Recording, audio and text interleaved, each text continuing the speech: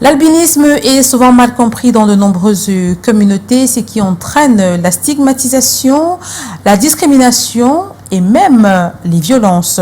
L'albinos est assimilé à un sorcier et leurs besoins sont généralement ignorés, leurs droits parfois ne sont pas respectés.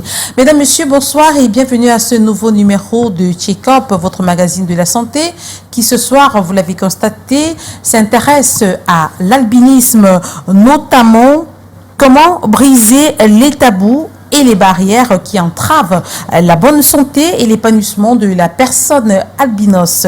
Installez-vous confortablement et découvrez le menu de ce soir.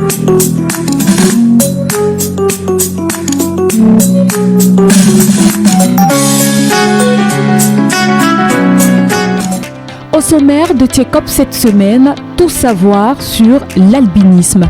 Au sein de la société camerounaise, les personnes albinos sont encore victimes de stigmatisation.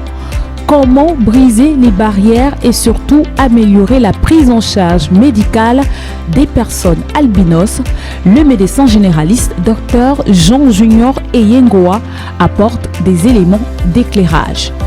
Dans ce numéro de Check-up, vous aurez aussi une chronique du docteur Albin Zé, économiste de la santé. Et au bas de votre magazine de la santé, le CEO du journal Eco-Santé, en la personne de Joseph Bamboum, va revenir sur les derniers faits marquants de l'actualité sanitaire au Cameroun et dans le monde.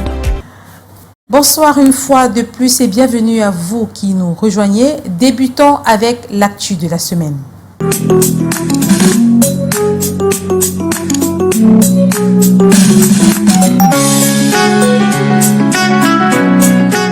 Nous allons joindre au téléphone en direct de Yaoundé Joseph Benbou, le promoteur du journal Eco-Santé, ce journaliste scientifique et vice-président de la Fédération mondiale des journalistes et président national de l'AJC Pro Santé.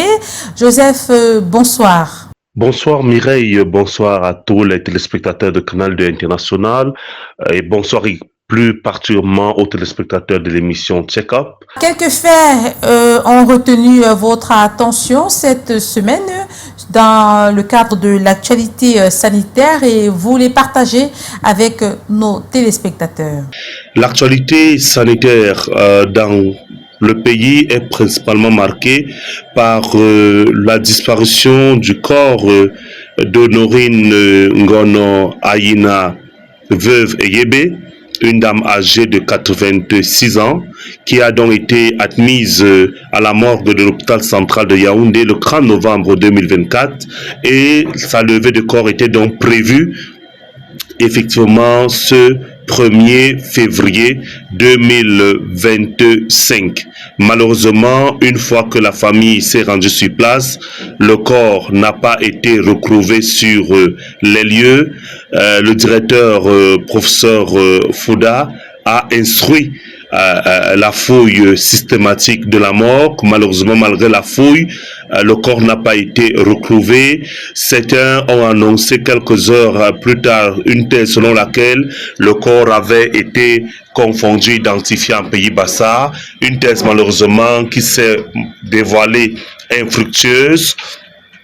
Sur le coup, le ministre de la Santé a dépêché l'inspecteur général des services médicaux et paramédicaux avec une équipe également de l'hôpital Jamo de Yaoundé, une équipe d'enquête conjointe gendarmerie-police avec une équipe d'enquête administrative du ministère de la Santé de l'hôpital central de Yaoundé et de l'hôpital Jamo et bien d'autres entités ont donc été mises en place pour mener les enquêtes pour savoir et suivre toutes les pistes qui sont envisagées. Est-ce qu'il y aurait eu une erreur administrative au moment de l'enregistrement?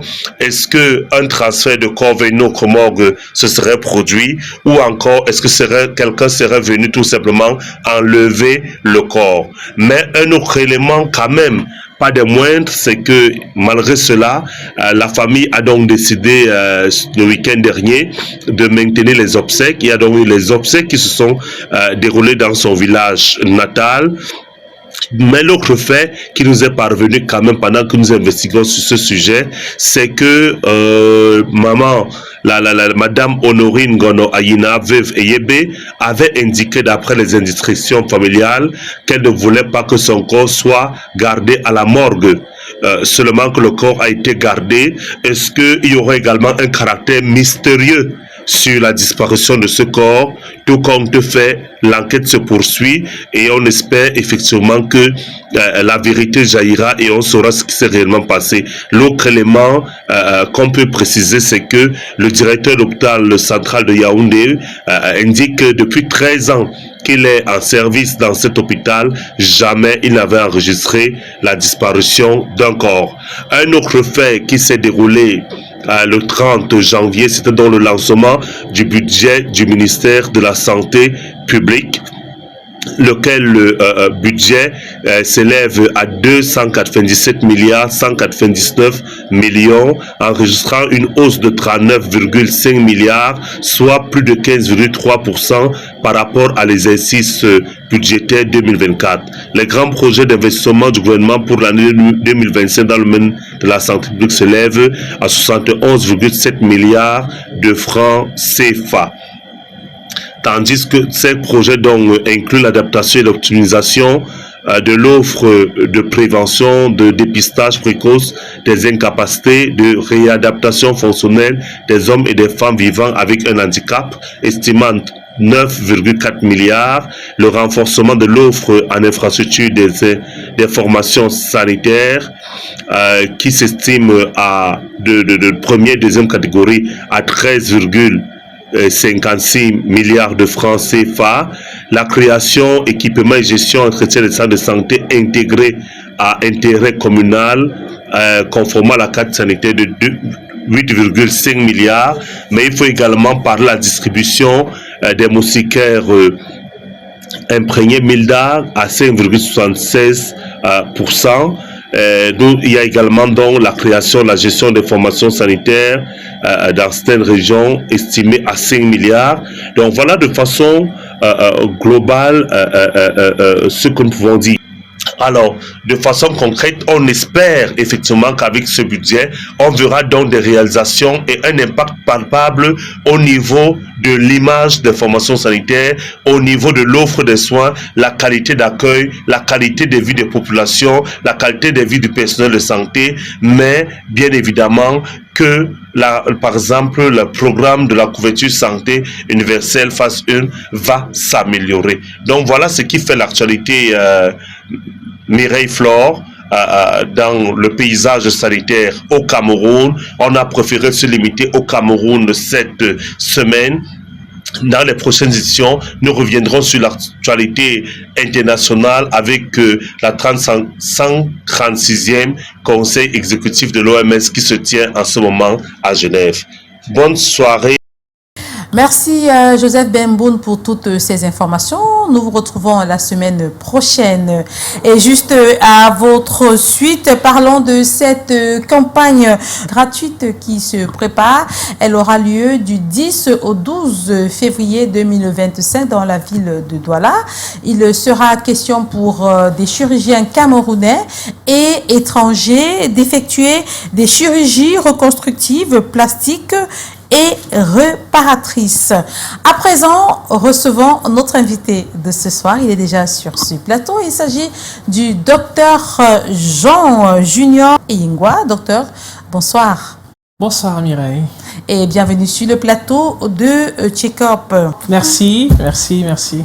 Alors, vous venez de terminer une campagne dénommée Albicare qui s'est déroulée du 18 au 20 janvier 2025 à l'hôpital du district de Bonasama. C'est ici à Douala. Est-ce qu'on peut avoir le bilan de cette campagne-là? Il faut savoir que Albicare, c'est une initiative qui est adossée à l'organisation VOPACA, Volunteer for Palliative Care. Et nous avons vu que les albinos développaient par la suite beaucoup de lésions précancéreuses et que c'était une population, une frange de la population qui méritaient d'avoir une attention particulière. C'est de là qu'est né le projet Albicare.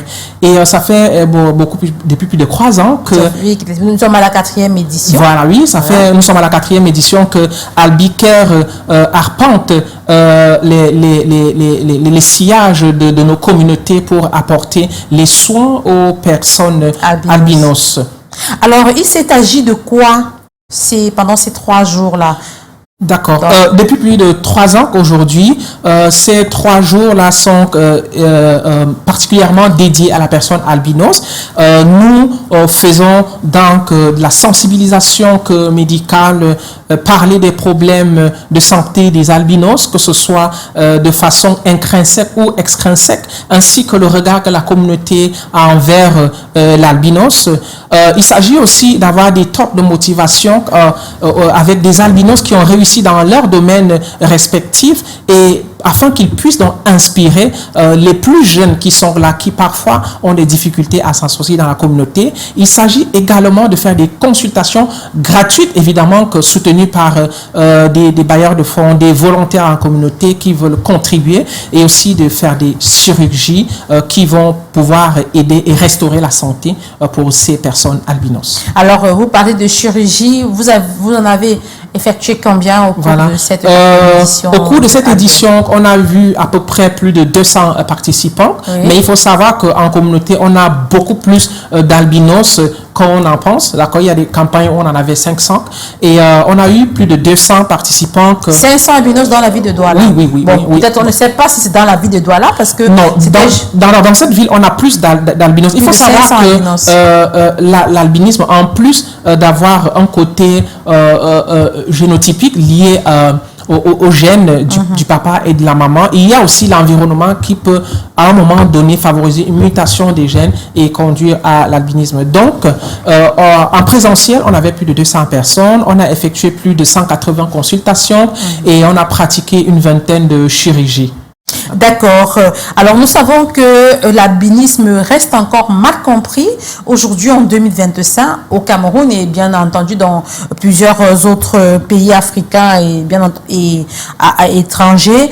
Mais l'albinisme reste un groupe de troubles génétiques caractérisé par une réduction ou une absence de mélanine, le pigment responsable de la coloration de la peau, des cheveux et des yeux.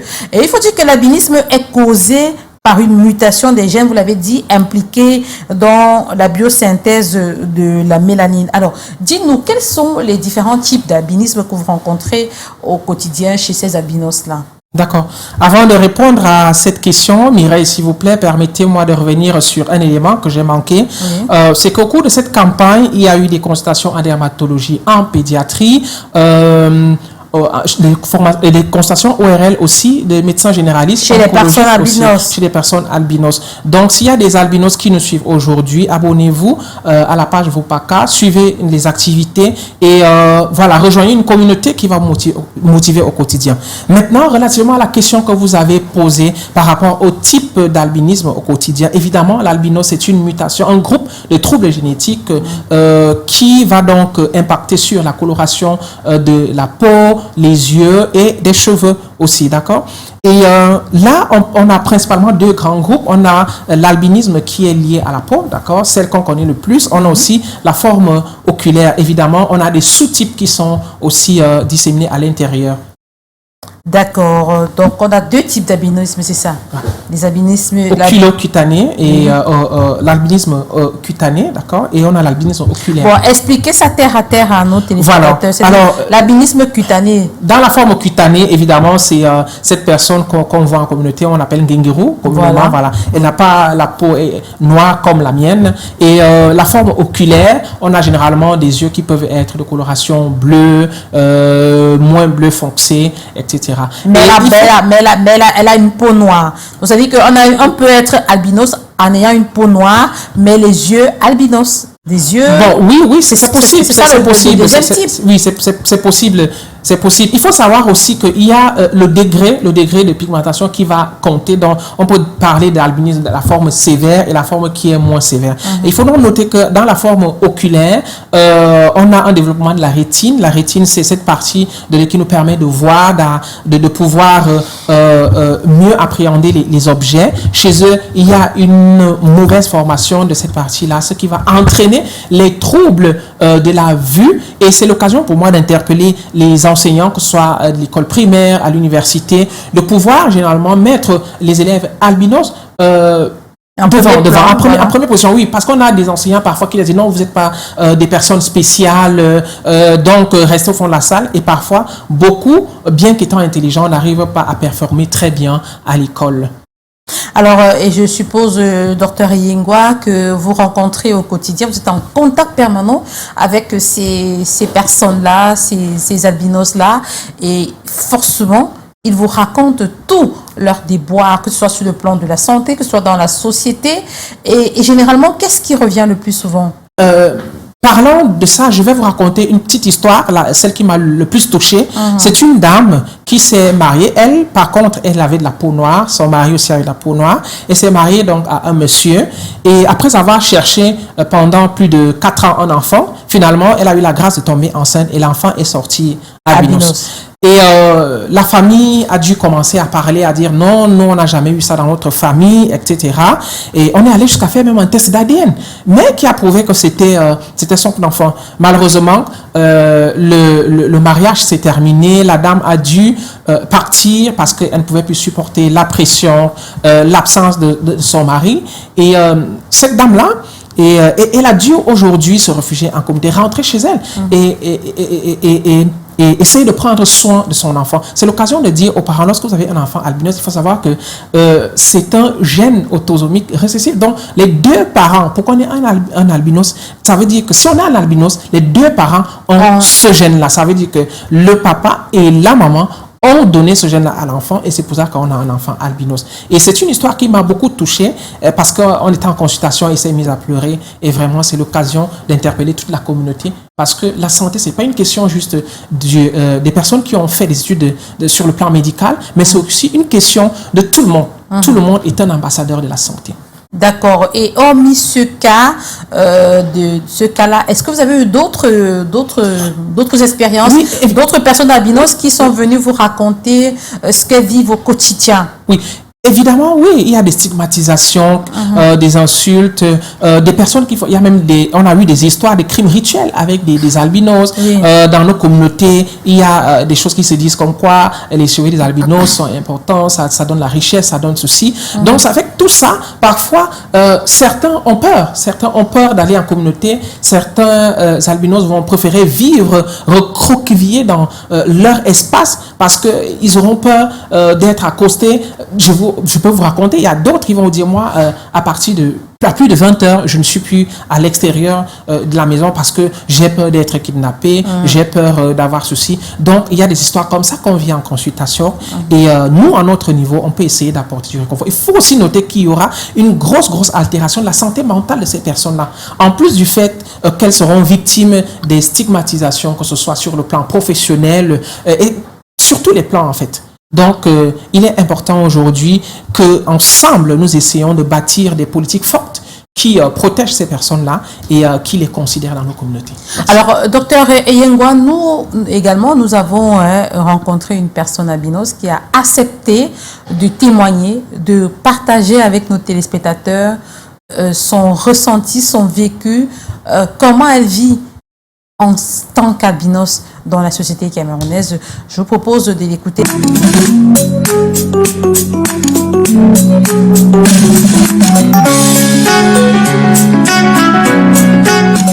Donc pour l'albinisme, mon avis est que les gens pensent que c'est fini. Il n'y a plus vraiment de combat. La société nous accepte, entre guillemets. Mais ça dépend encore des familles, ça dépend encore des environnements, ça dépend encore des mindsets.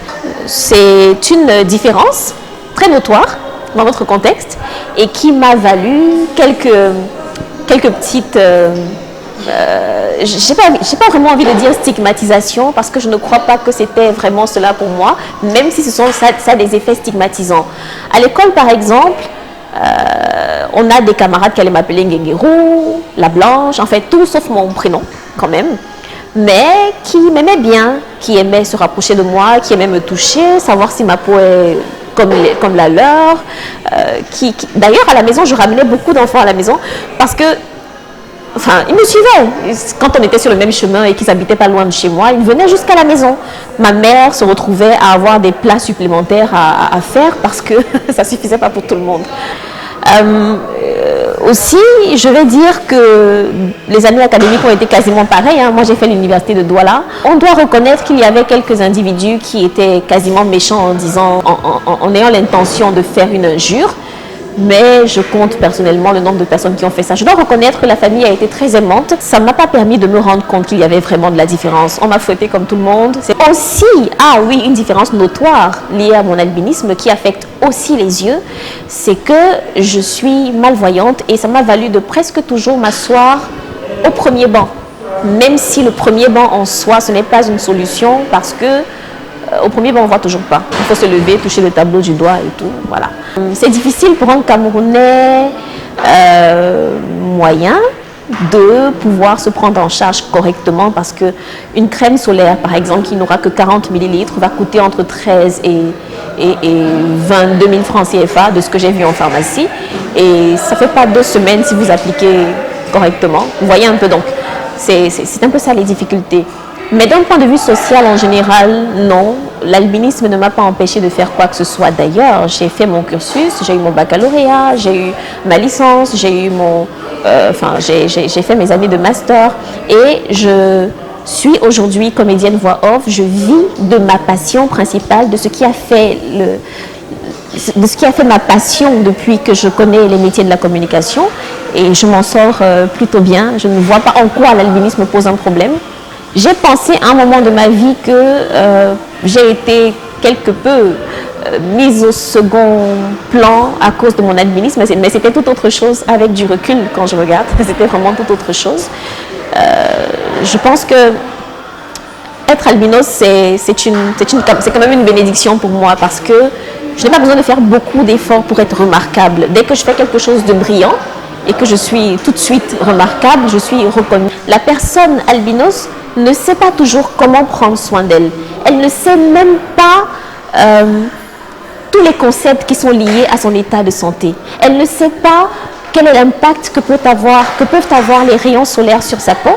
Je disais par exemple que les rayons qui sont absorbés aujourd'hui vont se manifester environ 15 ans plus tard. C'est une information que les uns et les autres n'ont pas. Et je crois que comme nos aînés ont travaillé, Papa Jean-Jacques Doudoumou, Madame Wafa et toutes les personnes qui se sont déployées pour que l'albinisme soit aujourd'hui accepté comme il est, je veux me donner pour que nos petits blondinets de demain puissent ne pas faire cas de leurs différences et se déployer aisément dans la société.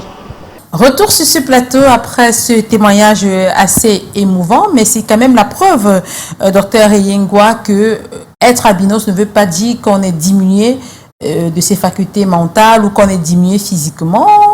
On peut faire tout ce que les autres, les personnes qui ont une peau noire font, parce qu'on a quand même des albinos PDG, des albinos chefs d'entreprise et des albinos qui se démarquent, qui font des choses que les personnes qui ont la mélanine sur leur peau n'arrivent pas à faire. Effectivement, il faut savoir que lorsqu'on a quelque chose qui nous manque, il y a cette chose-là est compensée par une autre. Et moi, j'ai eu à fréquenter avec des albinos, donc un des membres fondateurs de Albicare, Dr Mouelé, qui est lui-même albinos. Et il a réussi aujourd'hui parce qu'il est médecin, il est résident en oncologie. Donc, il y a beaucoup d'albinos qui arrivent à s'en sortir dans nos communautés. Il faut savoir que ce n'est pas une question de couleur de peau, non. Ces personnes-là ont les mêmes neurones que nous et parfois excellent plus dans des domaines où d'autres n'ont pas pu exceller. Et on doit les considérer. Donc, si elles viennent en entretien d'embauche, on doit considérer leur parcours et non leur couleur de peau. Et on sait très bien, docteur Eyengwa, que les problèmes de santé que les personnes albinos rencontrent sont des problèmes dermatologiques, problèmes oculaires. Oui, les problèmes de yeux, les problèmes de peau. Oui, un conseil pour tous les albinos, il faut se protéger depuis l'enfance. Quand vous avez un enfant albinos, il faut protéger sa peau parce que leur peau est sensible aux rayons ultraviolets. On en a deux types, le type A et le type B. Donc, c'est ça qui rend leur peau vulnérable au cancer de la peau, d'accord? Donc, qui est l'une des complications. Oui, donc si vous avez un enfant albinos, vous devez rencontrer un pédiatre, un médecin quand même, pour recevoir le bon conseil afin de le protéger contre ces éléments-là. Donc, protéger la peau, protéger les yeux et protéger aussi du regard de la société. Donc, il est aussi important d'assurer leur développement personnel parce que leur avenir en dépend. Et surtout aux parents qui ont mis des enfants albinos au monde, ne vous découragez pas. Est-ce qu'une personne albinos forcément va faire un enfant albinos? Alors, une personne albinos n'est pas forcément appelée à faire un enfant albinos du moment où on dit que c'est un élément qui a un lien avec les gènes. Donc, si vous rencontrez une personne qui n'a pas de gène d'albinisme, il n'y a pas de chance, vous n'allez pas forcément faire un enfant albinos. Donc, vous allez faire un enfant qui est normal, comme vous et moi. Mais avec des gènes. Enfin, mais il sera quand même porteur du gène de l'albinisme. Ça, c'est ce qui est vrai. Nous nous acheminons déjà vers la fin de cet entretien. Qu'est-ce que vous pouvez dire à nos téléspectateurs aujourd'hui qui ont encore des appréhensions sur la personne albinos? D'accord. En tant que médecin, chercheur, leader dans le domaine de la santé et une personne engagée pour le bien-être des communautés, j'aimerais ici appeler tout le monde à participer à cet éveil-là, à participer à cet appel-là qui vise donc à venir en aide aux personnes qui en ont le plus besoin dans nos communautés. Il est important que les gens cessent de penser que la santé concerne uniquement ceux qui ont fait de longues études. Même vous qui venez en consultation et qui recevez le bon conseil, ce conseil-là, lorsque vous le disséminez en communauté, il est important. Vous devenez un ambassadeur de la santé. Donc pour moi, le mot de fin, c'est que devenons tous des ambassadeurs de la santé, car la santé est une question de tous. Et ne stigmatisons plus la personne handicapée parce qu'elles sont aussi des personnes en part entière. Oui, elles sont des personnes à part entière. Merci docteur Georges Junior Eyengwa d'être passé sur le plateau de Tchekop. Je rappelle que vous êtes médecin généraliste, mais vous êtes également chercheur. Vous avez plusieurs casquettes à votre actif dans le domaine de la santé. Vous avez reçu plusieurs récompenses à l'international dans le cadre de vos recherches. Vous ne partez pas, vous restez là. Nous allons écouter à présent le docteur Zé Albert, ou alors le docteur Albert Zé. C'est un économiste de la santé qui, ce soir, dans sa chronique, va nous parler du sort qui est désormais réservé aux pays membres de l'OMS qui vivaient sous perfusion des subventions de l'OMS, maintenant que l'un des principaux financiers qu'est les États-Unis vient de se retirer de cette organisation-là. Je vous propose de l'écouter.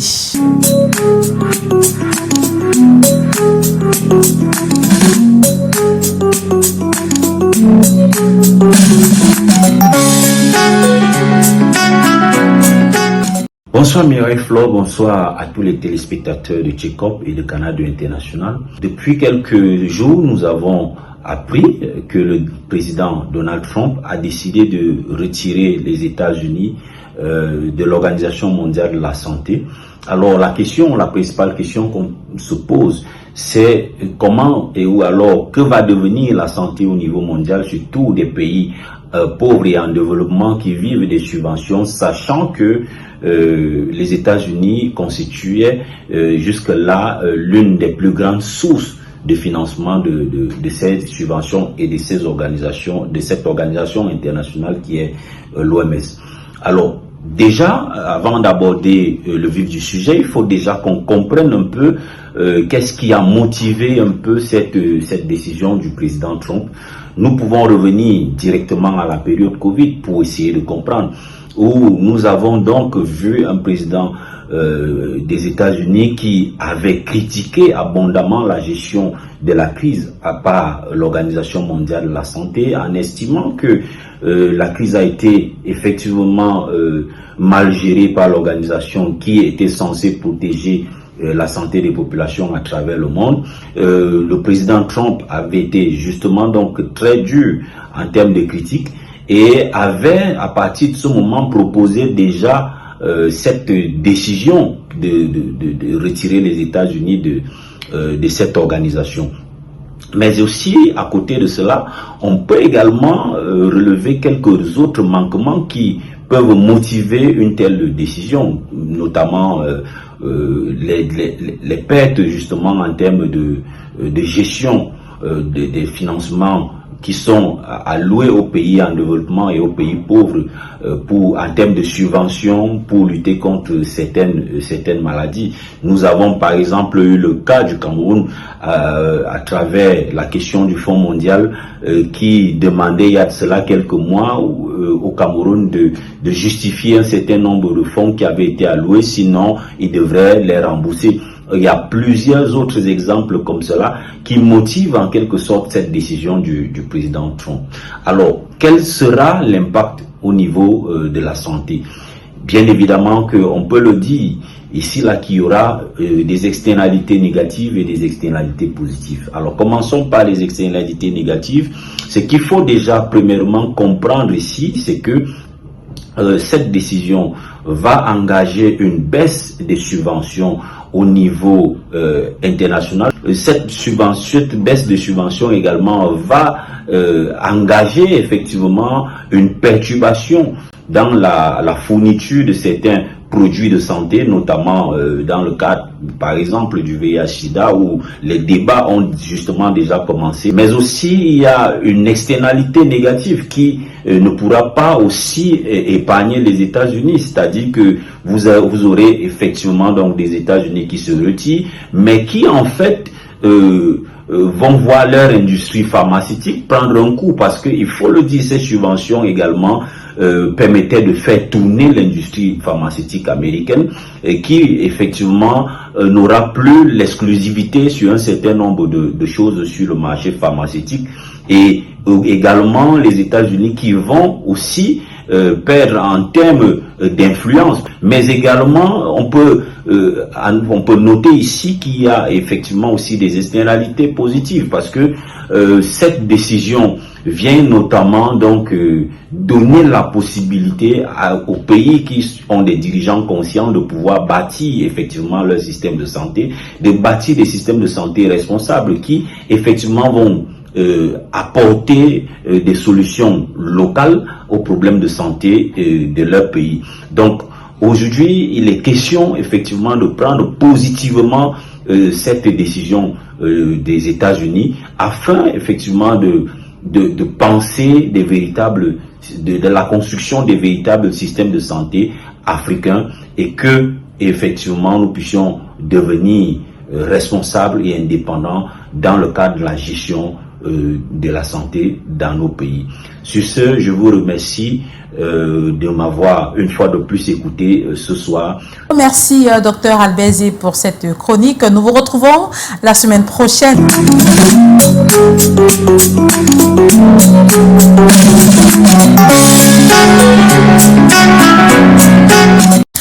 Mesdames, Messieurs, nous sommes arrivés au terme de cet autre numéro de Check-up, votre magazine de la santé, qui ce soir a abordé plusieurs aspects liés à la santé au Cameroun comme à l'international. Si vous avez des préoccupations, n'hésitez pas, faites-les nous savoir via les adresses qui s'affichent au bas de vos écrans. Vous pouvez nous appeler, nous laisser un message. N'oubliez pas qu'avec Check-up, la santé n'est plus un tabou. Quant à moi, je vous retrouve la semaine prochaine avec un autre thème. Mais en attendant, restez en compagnie des programmes des Canadiens internationaux qui se poursuivent. Bonne soirée à tous.